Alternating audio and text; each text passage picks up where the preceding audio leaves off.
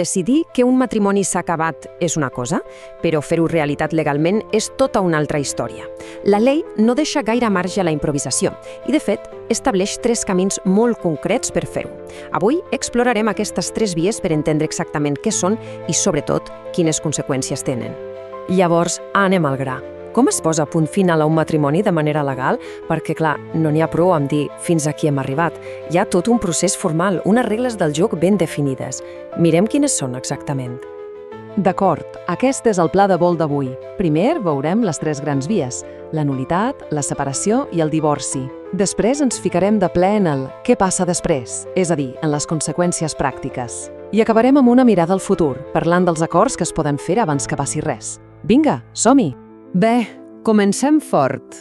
La primera via, la nul·litat, és potser la més radical, perquè aquí no parlem de trencar un matrimoni, no?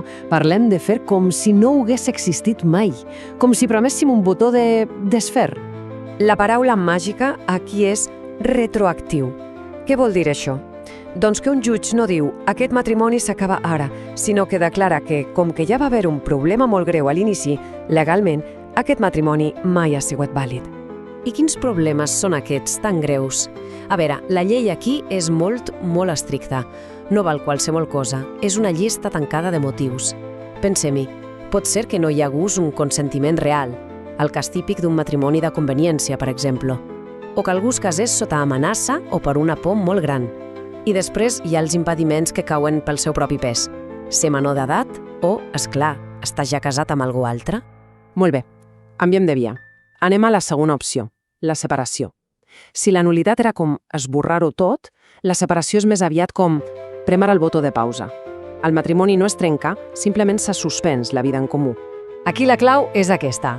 S'acaba l'obligació de viure sota el mateix sostre. Però atenció, el vincle matrimonial continua intacte. I això té una conseqüència pràctica molt important. Una persona separada legalment no es pot tornar a casar. I aquí hi ha un punt interessant, una mica d'història legal. Abans de l'any 2005, la separació era un pas gairebé obligatori per arribar al divorci. Era com una parada necessària.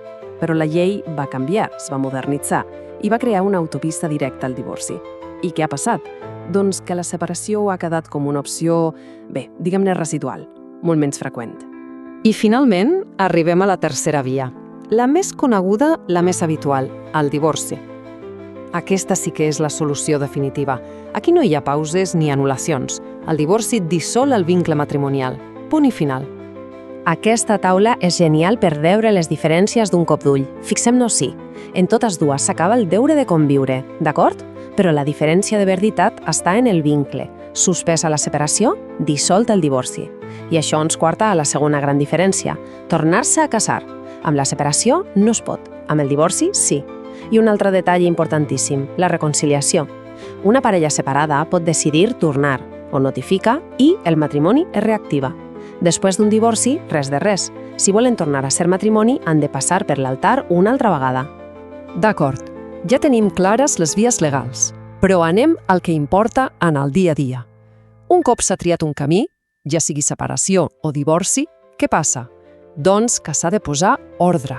S'han de prendre decisions molt importants que marcaran el futur. I com es posa aquest ordre? Bé, si hi ha sort i hi ha acord, totes aquestes decisions queden recollides en un document que és clau, el conveni regulador. Pensem-hi com si fos el manual d'instruccions de la nova vida per separat, el full de ruta, vaja. I què hi ha d'haver dins d'aquest conveni? El Codi Civil de Catalunya ho deixa ben clar, no es pot deixar res a l'atzar. Per una banda, tot el que té a veure amb els fills, que és el més important, el pla de parentalitat, la pensió d'aliments, i per l'altra, tota la part econòmica, qui es queda a la casa familiar, si hi ha compensacions econòmiques per a algú, i, és clar, la gran pregunta, com es reparteixen els béns i els diners que es tenen en comú. Per arribar a aquest punt, hi ha bàsicament 2 autopistes. L'autopista tranquil·la, que és el mutu acord, on la parella s'asseu, parla i pacta les condicions. I després hi ha l'autopista en trànsit i obres, el contenciós. Aquí no hi ha acord i al final és un jutge qui ha de posar-se la gorra d'àrbitre i prendre les decisions. Fins ara hem parlat de què fer quan les coses ja s'han trencat. Però i si poguéssim ser proactius? I si es pogués planificar abans?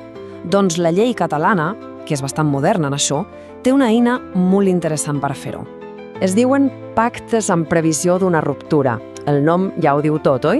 Són bàsicament uns acords que una parella pot signar fins i tot abans de casar-se per deixar negre sobre blanc com es repartirien les coses, la part econòmica, si en el futur arribés una separació o un divorci.